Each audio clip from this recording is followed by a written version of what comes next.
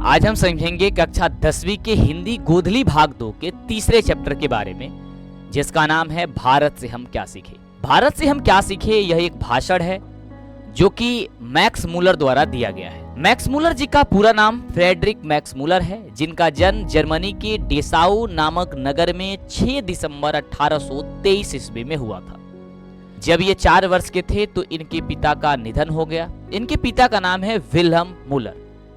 पिता की मृत्यु होने के बाद मैक्स मूलर जी के घर की स्थिति काफी दयनीय हो गई, लेकिन फिर भी इनकी शिक्षा दीक्षा में कोई भी बाधा नहीं आई। मैक्स मूलर जी जब 18 वर्ष के हुए तो इन्होंने लिप्जिंग विश्वविद्यालय से अपनी संस्कृत की पढ़ाई आरंभ कर दी। मैक्स मूलर जी इस भाषण के माध्यम से बताते हैं कि सर्वविध संपदा और प्राकृतिक संदर्भ से परिपूर्ण अगर कोई देश है तो एक ही देश है जिसका नाम भारत है।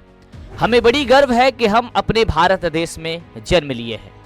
मैक्स मूलर जी एक विदेशी होते हैं, लेकिन हर एक पहलू में भारत देश को ही आगे बताते हैं।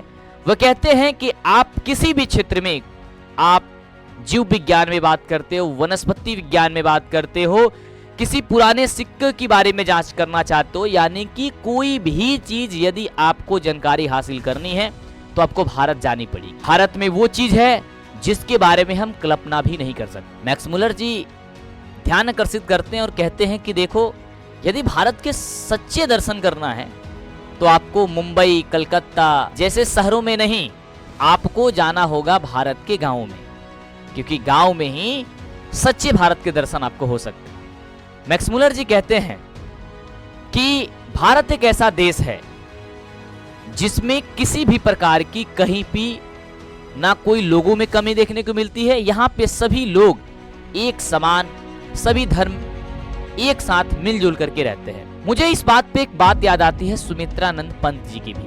वो भी कहते हैं कि भारत माता ग्रामवासिनी, यानी कि भारत माता जो है वो गांव में ही निवास करती है। यानी कि मैक्स मूलर जी भी यही कहते हैं कि अगर विश्व में कोई ऐसा देश है जो सबसे सौंदर्य है, प्राकृतिक से भरा पड़ा है, तो वह देश भारत है।